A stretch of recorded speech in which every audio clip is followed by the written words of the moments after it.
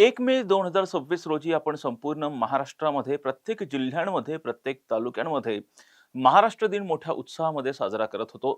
त्याच दिवशी महाराष्ट्राची मान शरमेने खाली जाईल अशा पद्धतीची घटना पुणे जिल्ह्यातील भोर तालुक्यातील नसरापूर गावामध्ये घडलेली होती.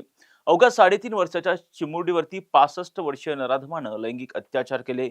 केवळ लैंगिक अत्याचार करूनच हा नराधम थांबलेला नव्हता, तर त्याने या मुलीचा अक्षरशः जीव घेऊन तिचा जो मृतदेह जो आहे तो शेणाच्या ढिगाऱ्याखाली लपवलेला होता.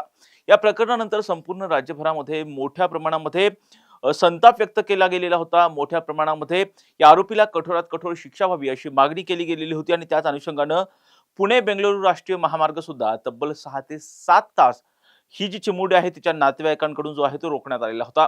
या प्रकरणामध्ये तातडीने राज्य सरकारकडून कठोर अशी पावलं उचलली गेलेली होती आणि या प्रकरणातील जो आरोपी आहे भीमराव कांबे याच्या विरोधात आता न्यायालयामध्ये आरोपपत्र दाखल केलेलं आहे.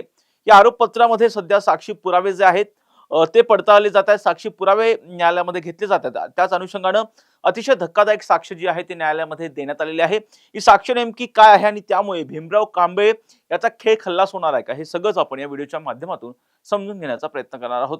नमस्कार, मी राजरत्न जोंधे आणि तुम्ही पाहताय टॉप न्यूज मराठी. पुणे जिल्ह्यातील भोर तालुक्यातील नसरापूर गावामध्ये 3.5 वर्षाच्या चिमुरडीवरती भीमराव कांबळे या 65 वर्षीय नराधमानं लैंगिक अत्याचार केले होते. या प्रकरणामध्ये सध्या विशेष न्यायालयामध्ये सध्या जो आहे तो खटला सुरू आहे. या प्रकरणामध्ये सध्या आता साक्षी पुरावे पडताळले जात आहेत. जर पाहिलं तर यापूर्वी 3 मुलांनी, म्हणजे ते 3 प्रत्यक्ष साक्षीदार मुलं होती, अल्पवयीन चिमुकले मुलं होती, त्यांनी या भीमराव कांबळे याला ओळखलेलं होतं आणि त्याच अनुषंगानं भीमराव कांबळे याचा पाय आणखी खोलात जात असताना आणखी ग्रामस्थांनी सुद्धा या प्रकरणामध्ये अत्यंत महत्त्वाची साक्ष दिल्याची माहिती जी आहे ती मिळतीये. बुधवारी महत्त्वपूर्ण सुनावणी जी आहे या प्रकरणामध्ये खटल्याच्या प्रकरणामध्ये जी आहे ती पार पडलेली होती आणि त्याच अनुषंगाने विशेष न्यायाधीश एस.आर. साळुंखे यांच्या न्यायालयामध्ये सुनावणी दरम्यान 6 साक्षीदारांनी एक महत्त्वपूर्ण साक्ष सुद्धा नोंदवलेली आहे. आरोपी भीमराव प्रभाकर कांबळे यानं चिमुकलीला थेटपणे गाठी शेव आणि त्याचबरोबर गायीचं वासरू दाखवण्याचं आमिष दाखवलेलं होतं आणि तिचं अपहरण केलं आणि त्यानंतर तिला गायीच्या गोठ्यात नेत तिच्यावरती लैंगिक अत्याचार केल्याचं कृत्य जे आहे ते केलेलं होतं. या प्रकरणात सरकारी पक्षानं सादर केलेल्या पुराव्यांमुळे आता आरोपी भीमराव कांबळे याच्या अडचणी आणखी वाढण्याची शक्यता जी आहे ती वर्तवली जाते. सुनावणीच्या दरम्यान आरोपीनं चिमुकलीला फूस लावण्यासाठी वापरलेलं जे गाठीशे होतं त्या संदर्भातील महत्त्वपूर्ण साक्ष सुद्धा न्यायालयामध्ये जी आहे ती नोंदवण्यात आलेली आहे.